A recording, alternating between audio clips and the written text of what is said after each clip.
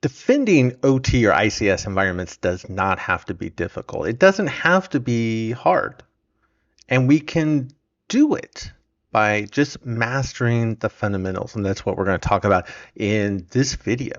I think about the Frosty Goop incident where state actors had taken out heating for 2 days in 600 apartment buildings in the Ukraine in the middle of winter, in sub-zero temperatures outside, with a very simple piece of malware. That's a very easy attack.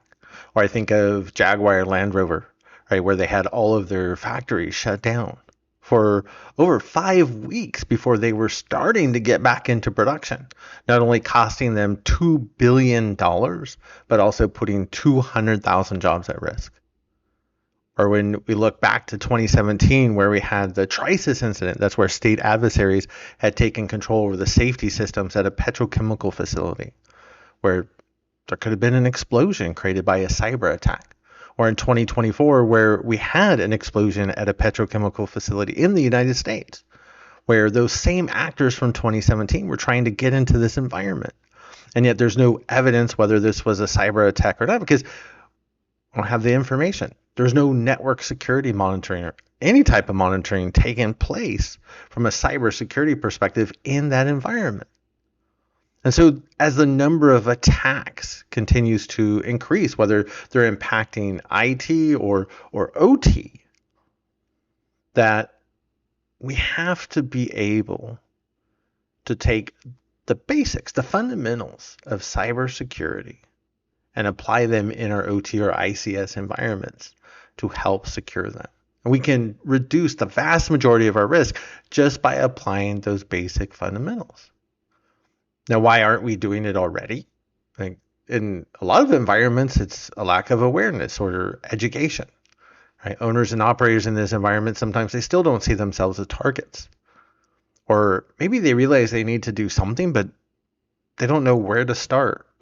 Or maybe they have a program, but they don't know how to improve it, right? What next steps do we take? Maybe they just don't have the resources. They're very limited on budget or people, like most small to medium-sized environments.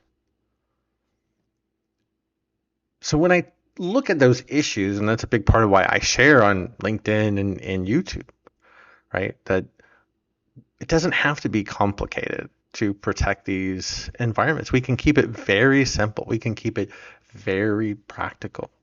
And so that's where I go with the B.A.S.I.C acronym, or B.A.S.I.C, to talk about the top 5 controls that I focus on for OT, ICS, cybersecurity. And you see a lot of overlap with the SANS ICS 5 critical controls that Rob Lee and Tim Conway came up with. But this was really focused on, especially in not only the small or medium-sized environments, but even in the larger environments. I've had the privilege to work in some of the largest ICS environments in the world, and I've worked in some of the smallest and everything in between. So trying to find what fits any environment. Again, it comes back to these 5 basics. So I always start with that B, or backup and recovery, right? It's probably everybody's least favorite subject, right? It's not fun. It's not sexy to talk about. And at the same time, a lot of the fundamentals, they kind of can be boring.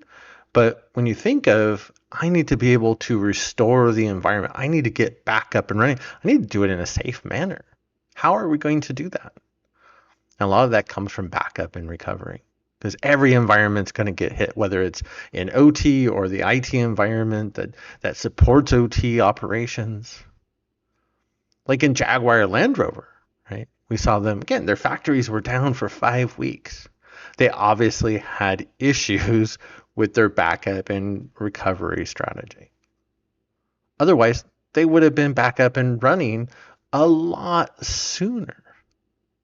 So some questions to ask. Again, and a lot of these, right, are going to sound very familiar if you're from an IT background or an IT cybersecurity background. Because I want to know, right, are we able to restore operations? Right? And not only can we restore operations, but can we do it in what we would consider a timely manner? Again, in the Jaguar Land Rover case, 5 weeks is not considered timely? Are we backing up, not all of our assets, but are we backing up what we can consider our critical or our mission critical assets? What do we absolutely need to run our environments? What do we need to run that plant so that it can produce what it produces? If we're backing up those assets, are we testing those backups? I actually worked for a gentleman, this goes back many, many years ago, that thought, oh, yeah, he was backing up the company resource database. When all of a sudden lost that server, they go to restore that backup, and the restore only took about 2 seconds because it turned out he thought he was backing up this large company database and he wasn't. And so the company literally ended up folding in about 3 months after that. They put a lot of work and effort trying to rebuild that database, but they could never get it back to the point where it needed to be so that the company could actually operate. So backup and recovery is absolutely essential. It's also interesting in the OT world when you start looking at, well, what if we lose a physical asset like a PLC? What if a PLC just goes on the fritz and it needs to be replaced? Do we have a physical replacement? Do we know? And if we do we know where it actually is? Right? Where is it stored? So that way, if there is an issue, we can go directly to it, pull it off the shelf, and replace the one that's bad. We also have to be concerned with are backups secure? Because we do worry about things like ransomware operators getting into the environment and deleting our backups or maybe making changes. Or what if somebody gets access to our backups and restores them on a system and uses that information to do things like steal credentials for the environment? So we have to make sure our backups are stored securely, including offline copies that we know can't be touched, they can't be altered. So when we go to do the restoration, we know it's a known good copy without a doubt. So backup and recovery is absolutely essential. Again, it doesn't matter how big or how small you are. You're always going to have to plan as if your environment is going to be compromised and you need to be able to restore operations. The only way you're going to ultimately be able to do that is if you've backed up your critical assets and you're able to restore them in, again, what you're going to consider a timely manner. I just wanted to take a moment to thank my friends over at Asimily for sponsoring this video. Between Asimily and their next generation cyber asset and management platform that covers Internet of Things, operational technology, and the Internet of medical things. And now Asimily has their OT buyer's guide, which they've written to cover all the different industry trends that you should be aware of when purchasing that next cybersecurity solution to help protect your environment. And not only do you have the OT buyer's guide with all of this information, but there's a 50 plus checklist that you can use as a way to help you determine what is your next solution, right? What's going to be the best fit for your environment. So you can find the guide and the checklist, and you can download them at the URL that you'll find in the comment section below the video. So special thanks again to Asimily for sponsoring the video and for sharing the guide with everybody. So control number 2, or when we're talking about basic, right? We take the A and we're talking about asset management, which is a big focus for people in OT or ICS cybersecurity.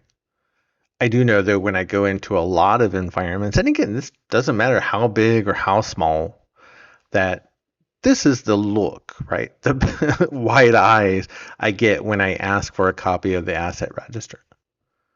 Because in most environments, they have maybe an asset register, but it is far from complete. And there's many environments that don't even pretend to have one, which is a huge mistake. And hopefully through the rest of this video, you'll start to understand, because it's not just about having a list of the hardware and software and firmware we have in the environment and other pieces of equipment like our sensors, right, to understand everything in the environment. But it's about taking that information to support other aspects of cybersecurity, things like incident response and vulnerability management that we're going to talk about. So when it gets into asset management, right, we have to ask, right, do we know what we have in the environment? All of the OT assets like PLCs and HMIs, but we also have those traditional IT assets, or a lot of Windows-based systems that are running on things like laptops or workstations as engineering or operator workstations, or about file servers, or we have Active Directory in most OT or ICS environments. So do we know everything we have in the environment? The IP addresses, the MAC addresses, the firmware, or the operating version. So we need to understand what's in the environment. Now, going back to our conversation around backup and recovery, do we know which our critical or mission critical assets are, right? What systems do we absolutely need for the plant to be able to run? And sometimes those assets, they're not in the OT environment, they're in the IT environment. And we see that a lot, especially in manufacturing. Are we tracking changes? So as changes are made in the environment, as new equipment is added, what if that PLC goes on the fritz that we were talking about earlier and it gets replaced with a PLC off the shelf? Did we update the asset register with the new MAC address? Most of the other information probably stays the same. But did we update at least the MAC address or any other pieces of information that actually changed? Are those changes authorized, right? Do we have an authorized change management process? So that way we ensure that we have PLC technicians and engineers and others that just aren't making changes willy-nilly that could have potentially a safety or an availability impact. And are we monitoring for changes? Would you be able to know if there was a change on the network, like a system being introduced? What if somebody came in and plugged in a new system to the network? Would you know? I actually had a power plant one time where the weekend operator brought in an Xbox and thought it would be a good idea to plug it in to a network jack in the control room. Imagine that. So, but would you know if there were changes? And so asset management, again, not only is it important to understand what's in the environment, but it plays into these other aspects of cybersecurity that we're going to talk about, like incident response planning and vulnerability management. So secure network architecture, which is number 3, right? The S. And this used to be always my number 1 until I started focusing on the backup and recovery, which is essential for environments of any size.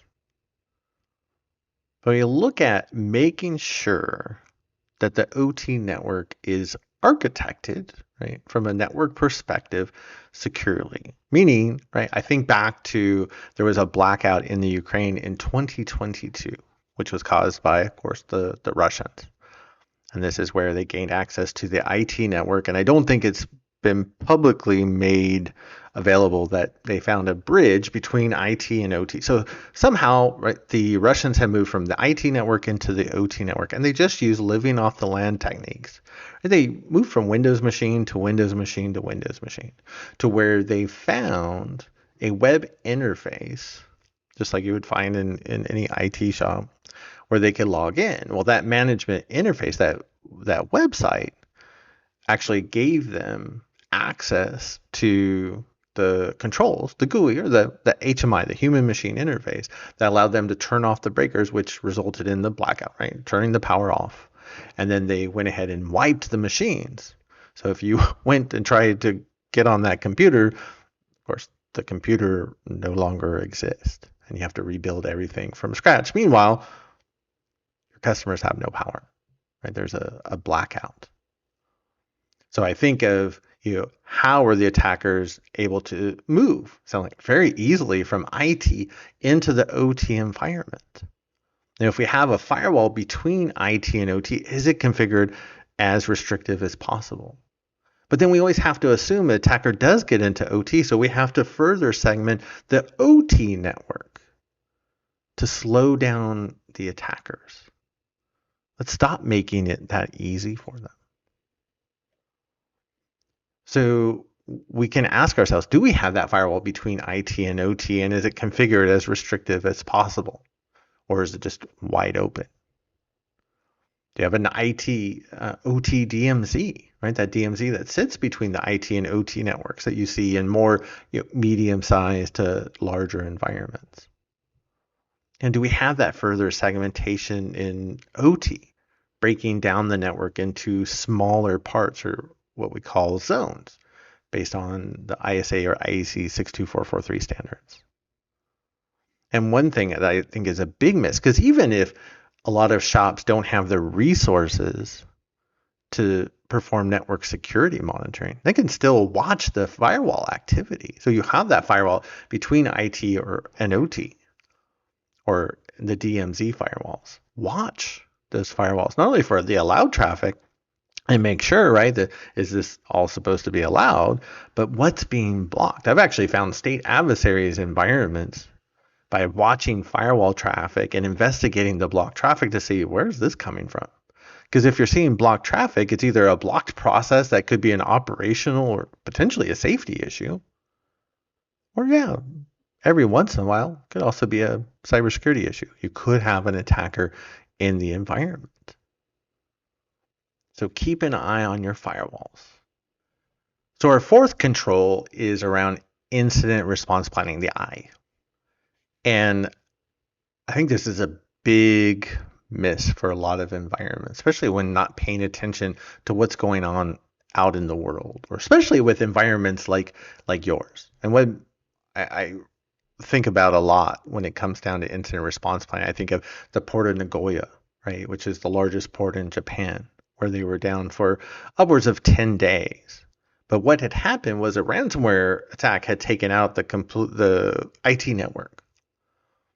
The problem is the IT network is where the systems that were responsible for moving containers on and off ships and on trucks, the systems that coordinated all the container activity were on the IT network.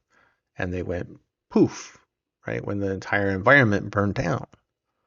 And so that brought down operations on the OT side of the house, right, to a standstill. Now, if I was a port operator, I would have thought I probably would have heard about that incident. And if I was a port operator and I heard about that incident, I would be asking those questions. Hey, can this happen to us?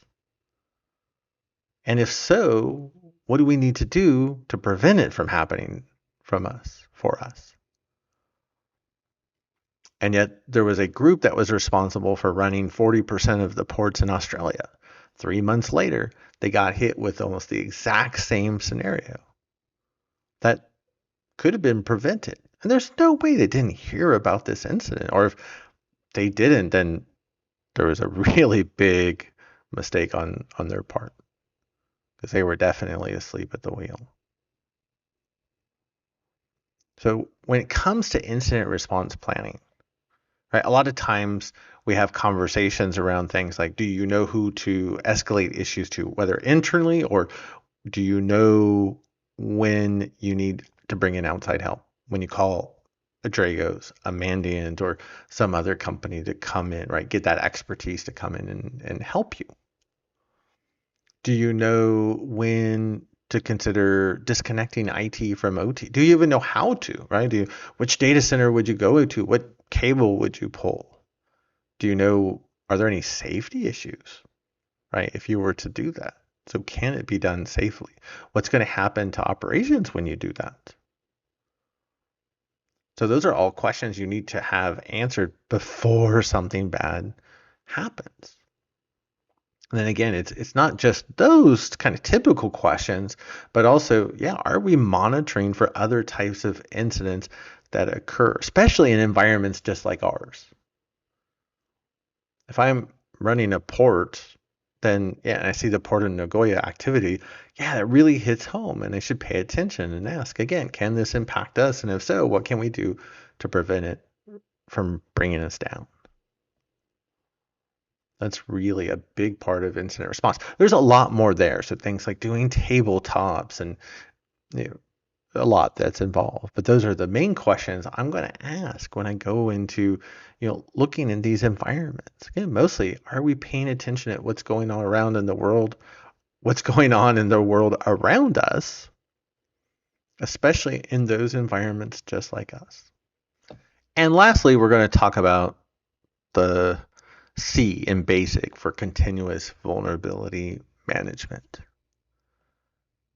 Now, I did try to create a graphic for this, and I use Midjourney for all my my pictures, and I typed in like grizzled old power plant operator, getting along with younger IT cybersecurity person, and this this is what I came up with, which I thought was pretty funny. So AI, right, can still make mistakes, not perfect, right, but the idea is when we get into vulnerability management, right? And this comes back to certain aspects we talked about earlier, like having an asset register, and is it up to date, right? Because that asset register is not only going to list the different types of systems and their makes and their models, right? The vendors, but also things like the firmware version.